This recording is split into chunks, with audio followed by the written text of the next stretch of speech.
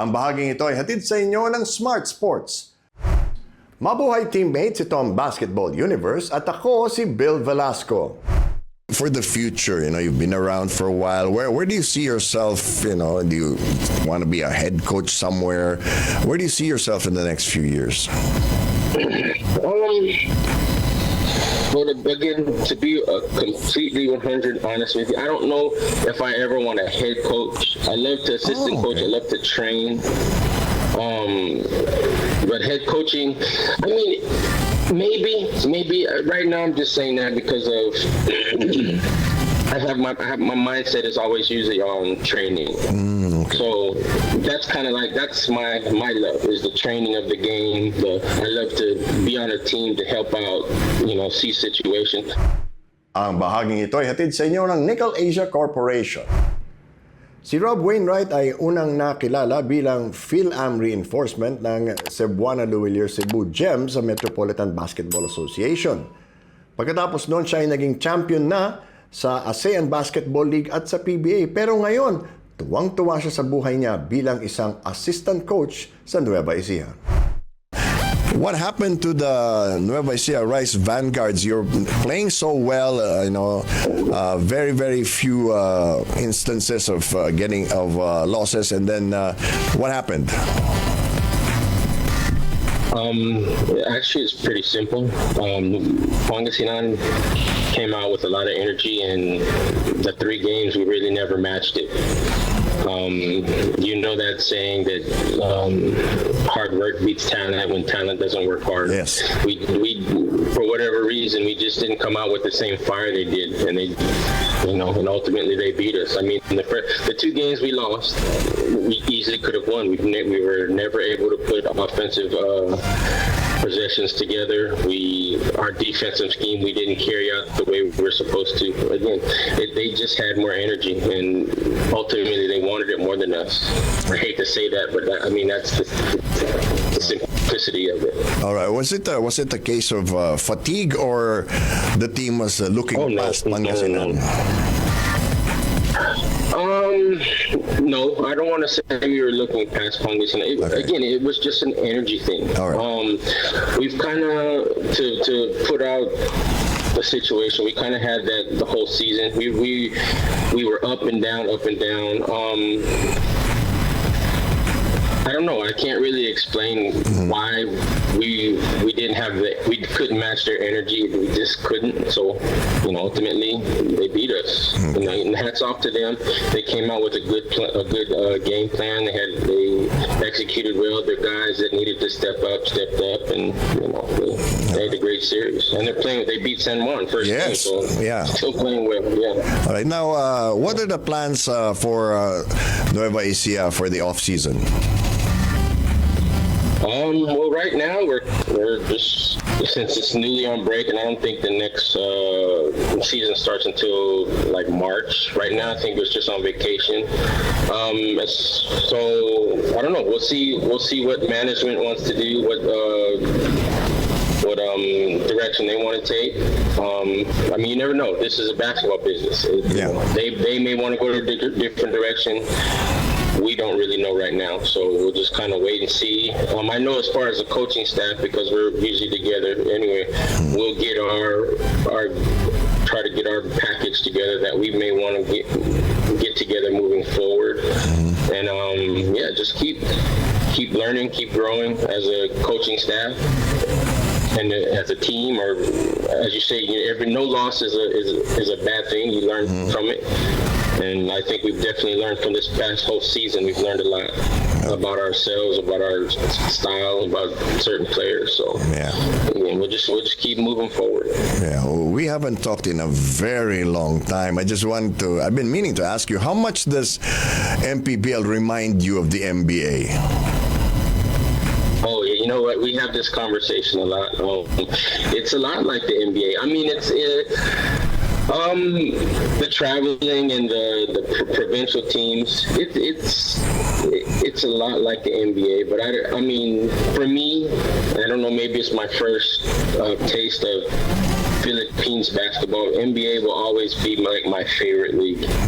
The energy in the crowds, the physicality, those things can never. I mean, PBA was great. Don't get me wrong. Even the ABL was fun. Yeah. But for me, the NBA was my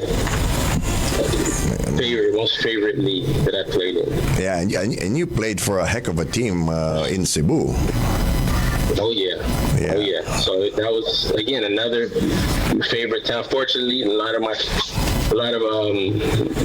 lot, but my relatives are traced back from Cebu, so that happened to be a blessing. So again, I love the town, love the fans, I love the team. Again, one of my most favorite teams, favorite league that I've played in ever, even from the States. Okay, well, what made you decide to stay in the Philippines? I love the country. I don't know if it's as simple as that. I love the country. I'm a basketball player. Basketball is my life. I do a couple other things, but basketball is my life. I love where I'm at. You know, my family is here. I don't know. I don't want to get too political. Yeah. I mean, you see all the things that are happening in the States. Yeah. You know. Yeah. For me, life is a lot easier and more enjoyable here in the Philippines. Yeah. When did you decide to make the transition to coaching? Well, I mean, obviously, towards the end of my career. Okay. And obviously, I know I wasn't going to play anymore, thinking, you know, what am I going to do next? I always tell the story of when I was with the Patriots. Yeah. As a basketball player, you have to have. There's a bit of selfishness because you want to be the best. You know, you want to be the best. You want to, you want to play above everybody else. You want to do more than everybody else to win. So when you get to that point where you're teaching other players, you're able to put other players over yourself for the betterment of the team. I think that's kind of when you know you're ready to do something else. And that's kind of during that Patriots time with like guys like Aldridge Ramos.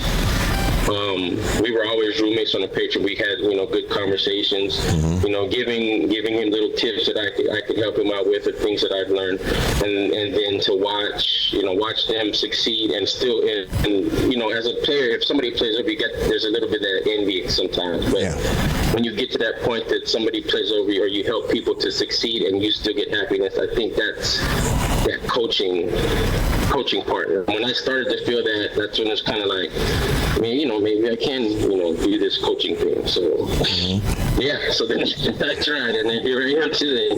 Yeah, I mean, it's you've been at this also for a while. What were some of the things that you had to relearn or unlearn because you were now looking at things from the perspective of a coach? Well, relearn, I could say techniques, because of when I played, the game was a lot more physical. So a lot of techniques are, as you say, gulang that we learned playing before.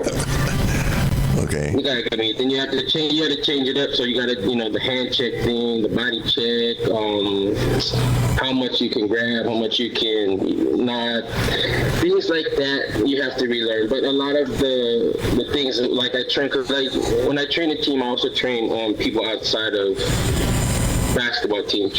I'm always about the basics. You still the triple threat, footwork, balance. Those things will always be a staple in basketball. So that wise, I still kind of keep the same. And like I said, the defense and techniques, there's a lot more. It can be a lot more technical sometimes, depending on who you play with, as far as the plays. Because perfect example, difference of the NBA. NBA was run and gun. Dunks and layups and exciting plays. But then when the first few years at PBA, it was like they buy you pass to the post. But you double from a certain swing, kick out, walk. It was a slower game. So now it's a faster game. There's more three-point shooting. Defense is not as physical. So obviously you got to learn what you're allowed to do, what you're not allowed to do in the game, and then you try to apply that to your training to the players. Well, what for you is the biggest change since you first started playing here back in '98? The physicality. Oh, okay. Back when I first came out here, it took me a while to learn the physical game, because again, the gula, the things that we got away with. Oh, yeah. I mean, I don't want to get too graphic on the show, but Yeah. I've had things happen to me on rebounds and punched in the face, grabbed in certain places, Yeah. and it was okay. So then you had to learn how to play in a fair way. So learning all that stuff now today, where you touch him on the shoulder, oh, foul, or slight push is a foul. Yeah. So it's. And actually, one of my pet peeves is flopping. I really hate flopping, and that's kind of a big part of the game. Oh my gosh! If you watch, anytime you come off of a pick and roll, everybody's doing the thing. Yeah. I can't stand that, but it's part of the game, so I guess it's also a skill now. It's also a skill. That's the first time I've heard that. But do you think today's players are softer?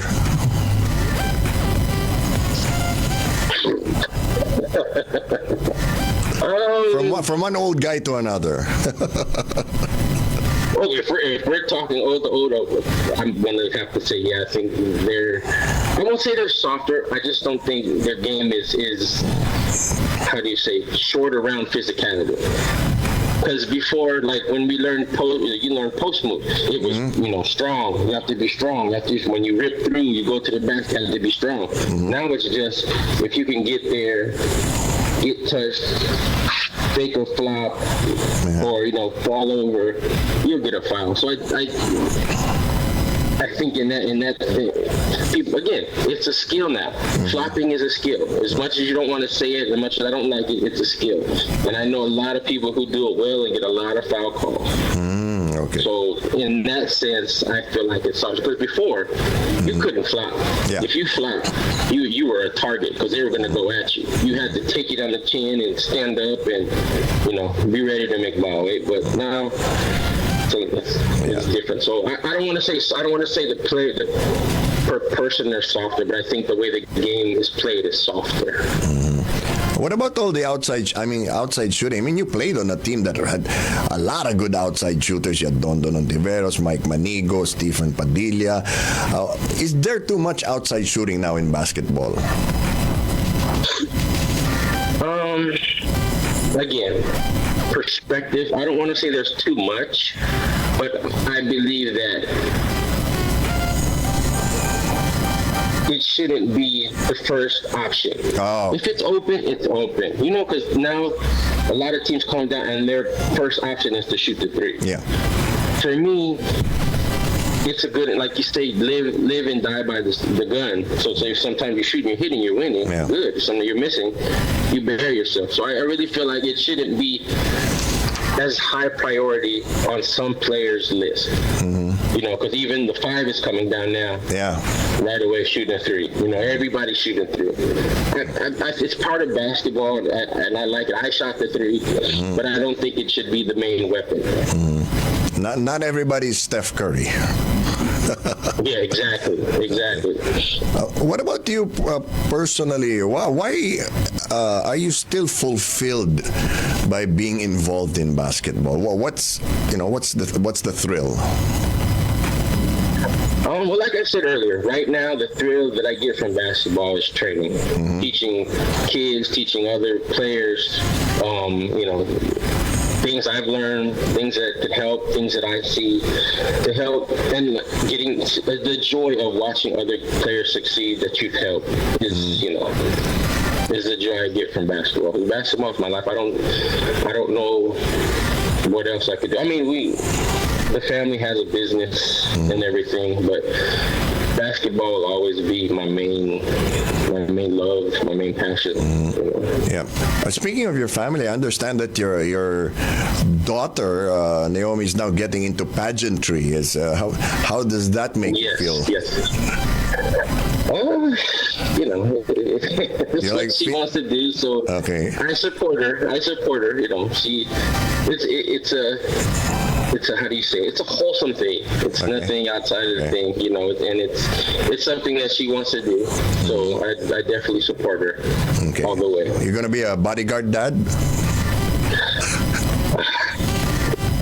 If I need to be, if I need to be, I definitely will step up in that sense. But I think my wife does a lot of bodyguarding at home. So I'm just there when it gets a little excessive. But yeah, she's the stage mom. Okay. What about for the future? You know, you've been around for a while. Where do you see yourself? You know, do you want to be a head coach somewhere? Where do you see yourself in the next few years?